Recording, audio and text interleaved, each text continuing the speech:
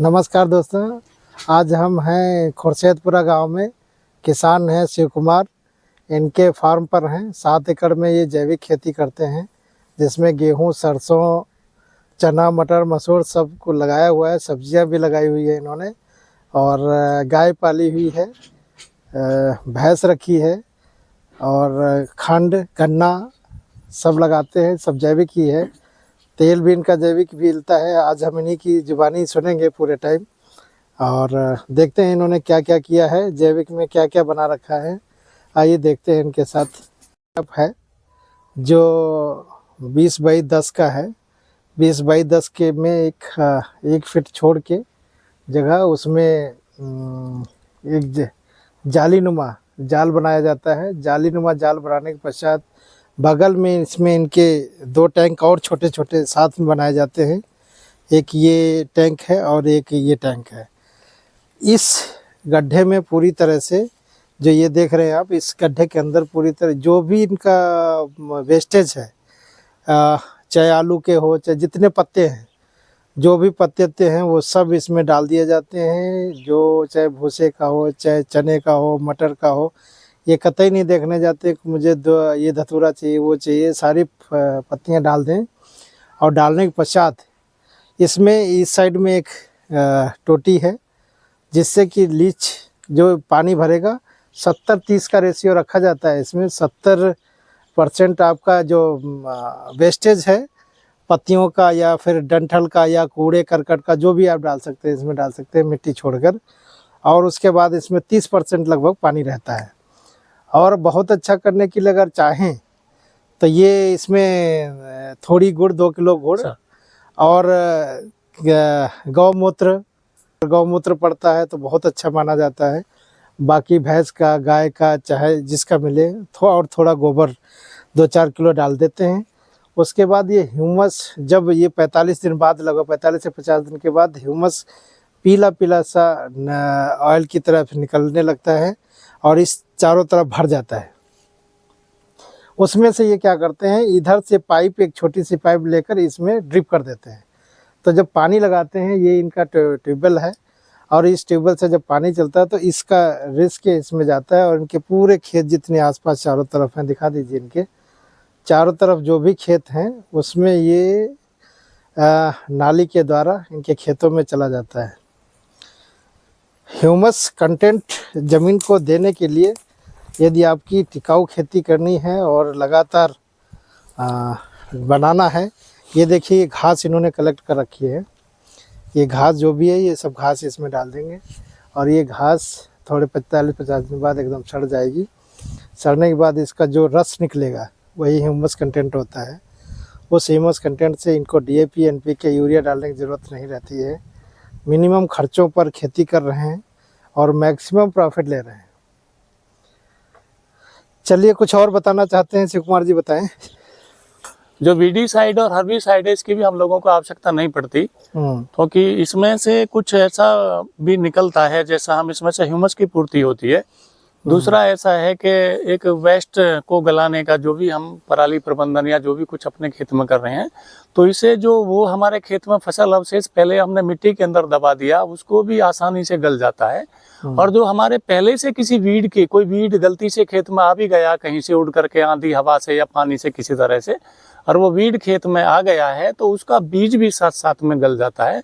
तो वीड हमारे खेतों में अतिरिक्त कोई नहीं निकलता। जो हम बीजते हैं, जो हम लगाते हैं, वही फसल केवल पैदा होती है। बहुत अच्छा है आपका फार्म, बहुत अच्छा है। लगभग उन्होंने बताया 7 एकड़ में खेती यहाँ पर कर रहे हैं, और हम देखने वालों से भी उम्मीद करेंगे कि आप आकर स्वयं देख भी सकते हैं। और इनके जो फार्म प्रोड्यूसर कंपनी है, उसके 750 किसान हैं, उनके द्वारा संचालित किया जा रहा है, और अच्छा काम किया जा रहा है। लोगों को अच्छी क्वालिटी का, क्वांटिटी तो मिल जा रही है, क्वालिटी नहीं मिल पा रही है। तो क्वालिटी देने का काम जो शिव कुमार जी कर रहे हैं, इन्होंने जस्ट शुरू किया है, और जैविक खेती पर काफ़ी समय से काम फोकस कर रहे थे। धीरे धीरे इन्होंने स्ट्रक्चर सारे तैयार करा लिए हैं। अब ये पूर्ण रूप से, पूरी तरह से जैविक खेती पर आने वाला है। ये सारा कचरा इसमें जाएगा। इसमें साहब धन्यवाद। मुझे एक इसमें इस टैंक से मुझे एक बेनिफिट बहुत ज़्यादा लगा। जैसे हमारे कुछ किसान भाई कहते हैं या कुछ हमारे जो बुजुर्ग हैं, कुछ उनके नुस्खे हैं कि भाई ये उल्टी जल वाला चिड़चिड़ा है, यदि इसको हम किसी ना किसी तरह से किसी बीमारी में हम लोग खाएंगे तो उस बीमारी का निदान हम लोगों को मिल जाता है। कई तरह की बीमारी पशुओं में भी हो सकती हैं और इंसान के अंदर भी हो सकती हैं। तो जैसे इस तरह का है, इसको भी हम उखाड़ करके इसमें से टोटल काट करके इसी में डाल देते हैं। और भी जैसे धतूरा है या भांग है या एक हुलहुल एक हमारे यहाँ पर एक निकलता है, वो है जो कई सारी बीमारियों में काम आता है। धतूरा है या नाना प्रकार के, हमें ऐसा पता भी नहीं है कि कौन सी वनस्पति हम सेवन करने से हमारे शरीर की कौन सी बीमारी का बीमारी का निजात मिल सकता है। तो इसी तरह से इसमें हम सब लोग इसमें गला देते हैं। गलाने के बाद में हमारी खेत में जाता है, हमारी पौधों की जड़ों को मिलता है, पौधे उसको प्रोवाइड करते हैं जो भी है, उसको हम अन्न को खाते हैं। उसको उगे हुए अन्न को, जो हमने इसमें औषधियों का अर्क यानी रस दिया है अपनी फसल के लिए, उसके उगे हुए अन्न को हम खाते हैं। तो वो हमारी एक तरह से यानी बीमारियों में भी हम लोगों को इजाफा देता है। किसान भाई एक और चीज़ हम बता दें, एक सीधा सा फंडा होता है कि अगर आप जिस भी फसल को जानवर नहीं खाते, गाय बकरी भेड़ नहीं खाते हैं, उसका अगर आप जो अर्क बताया इन्होंने, जूस बताया, उसका अगर फसलों पर रस इसमें डाल के उसका स्प्रे करेंगे, अगर मिक्स होता है, अगर स्प्रे भी करेंगे तो किसी प्रकार के इंसेक्टिसाइड पेस्टिसाइड की ज़रूरत नहीं पड़ती है। और मोस्टली बता ही दिया, अगर ह्यूमस सड़ा हुआ मतलब यूज करेंगे तो उसमें बीज भी नहीं जाएंगे, तो खरपतवार भी नहीं उगते हैं।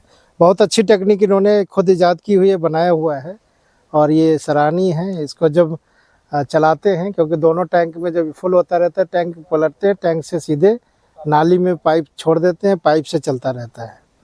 रखा है ये इसमें सब ये हमारे ड्रम हैं, और इन ड्रमों में कुछ ना कुछ अलग से कुछ ना कुछ है हमने फसल को लगाने के लिए। सब जैसे हमारा ये ड्रम है, तो ये ड्रम जो है हमारे फास्फोरस की प्रतिपूर्ति के लिए है। इसमें साहब हमने जो मैंने बताया था आपको कि जो हमारी गाय का गोबर है, गाय के गोबर पे एक झिल्ली सी होती है, उस झिल्ली को लेकर के हम उतार करके 200 लीटर के पानी में या फिर 1000 लीटर के पानी में उसको डालते हैं और उसमें 1% का गुड़ डाल देते हैं। तो एक हमारा एक यानी सूक्ष्म जीवांश में वहां पर जो फर्मेंटेशन है, घोल तैयार हो जाता है। तो वो सब तैयार घोल करके हमने इसमें सर रॉक फॉस्फेट डाला हुआ है सर, तो दिखा दीजिए। और ये रॉक फॉस्फेट का ये बिल्कुल तैयार है सर। इसका जो कलर है वो कलर भी थोड़ा सा चेंज हो गया है। ये कलर जो है भूरे से आकृति का इसका पानी हो गया है सर, जो हमारी मिट्टी के अंदर या हमारे पौधे के अंदर फास्फोरस की पूर्ति करता है सर। अच्छा। और साहब उसके, और ये दूसरा ड्रम है, इसमें हमने ऐसे ही एक यानी वो गाय के गोमूत्र को, गाय के जो गोबर के उसकी झिल्ली को लेकर के 1% का गुड़ डाल करके सर, इसमें हमने एक जस्ते की प्लेट सर, इसमें एक जस्ते की प्लेट और कुछ आयरन की हमारी और कुछ कॉपर की जो हमारी मोटर वाइंडिंग होती है इलेक्ट्रिक की, वो जल जाती है। तो उसमें से हमने तांबा लिया है, उसमें हमने आधा किलो तांबा डाल दिया है, और इसमें सर आधी किलो हमने जस्ते की प्लेट एक डाल दी है। और सर इसमें थोड़े से हमने जो हमारा कल्टीवेटर की टर्न बदली जाती है, तो हमारा वेस्टेज लोहा होता है, इसमें 2 किलो के करीब हमने लोहा भी डाला हुआ है। तो ये हमारे कम से कम तीनों तत्वों की प्रतिपूर्ति करता है, जस्ते की, आयरन की और कॉपर की। तो सर इसके लिए हम लोग इसमें से अपनी सब्जियों में यानी लगभग इसको हम 15 लीटर की टंकी में 1 लीटर इसको डालते हैं, 15 लीटर पानी होता है, और अपनी सब्जियों में जो हम डालते हैं तो सब्जियों में बहुत अच्छा रिजल्ट देखने को मिलता है साहब इसका। और सर ये जो है हमारा इसी तरह से इसमें जितने भी हमारे ड्रम हैं, इनमें से एक भी खाली नहीं है, इनमें सब में कुछ ना कुछ भरा हुआ है। ये सर हमारी स्प्रे मशीन है जो हमको एग्रीकल्चर विभाग की तरफ से ही कई वर्ष पहले मुझे मिली थी। इसमें 50 हाँ सर, ये हाँ सर, इसमें 50% अनुदान हम लोगों को मिला था। और सर ये इस तरह से है, ये वो है सर जो मैं बता रहा था कि गाय की गोबर की झिल्ली को लेकर के हम लोगों ने तैयार किया है, प्रॉपर रूप से तैयार है। ठंड में सर इसको फर्मेंटेशन होने में, तैयार होने में लगभग 1 सप्ताह लग जाता है, और गर्मी में सभी 3 से 4 दिन में तैयार हो जाता है। अच्छा। खाली हम इसको भी चलाते हैं या इसको 3 रेशो के करीब 1/3 के करीब में इसका स्प्रे करते हैं, तो हमारी फसल के अंदर हमारी मिट्टी की जो है गुणवत्ता में बहुत सुधार होता है, और हमारी फसल भी बहुत अच्छी होती है सर इससे। अच्छा। और सर और हमने उसके लिए कीटों के लिए जो थोड़ा ऐसा है कि किसी फसल में हम लोगों को देखने को मिलता है कि कीट आ जाते हैं कहीं ना कहीं। तो सर हम गोमूत्र लेते हैं और गोमूत्र लेकर के इस ड्रम में सर हम गोमूत्र भर लेते हैं और गोमूत्र भरने के बाद में ये सर हम ये बिल्कुल तैयार है इस तरह से। और इसमें जैसे धतूरा है और आपका हुल है, उल्टी जल का चिटचिटा है, शीशम के पत्ते हैं, हरी मिर्च है और सर इसमें लहसुन है।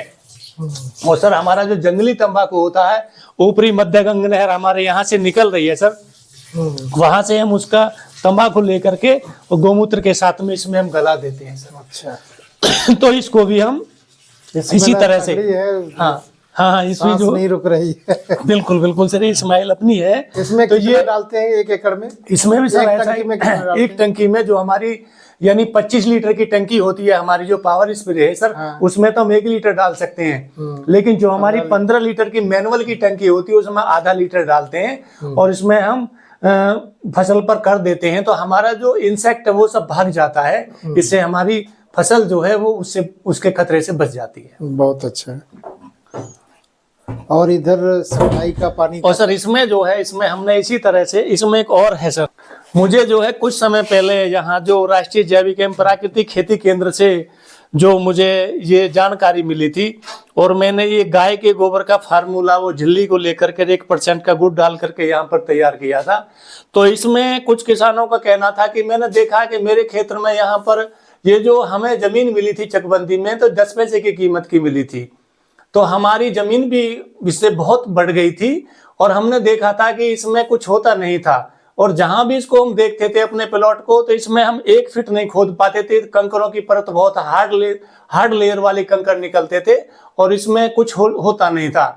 तो हम लोगों ने जब ये इस तरह का जो सूक्ष्म जीवों का अपघटक घोल चलाया, देखते ही देखते पता चला, हम लोग तो भूल ही गए थे कि कंकर कहाँ है। उसके बाद में कुछ साल बाद यानी 3 से 4 साल बाद हमारे यहाँ पर खेत से एक सड़क का निर्माण हुआ जो इनके विधायक निधि कोटे से बनी थी। तो उसमें देखा जब जेसीबी चली और जेसीबी ने जो हमारे पड़ोसियों के खेत थे वहां पर कंकरों की खड़ खड़ की आवाज आ रही थी, कंकर निकल रहे थे।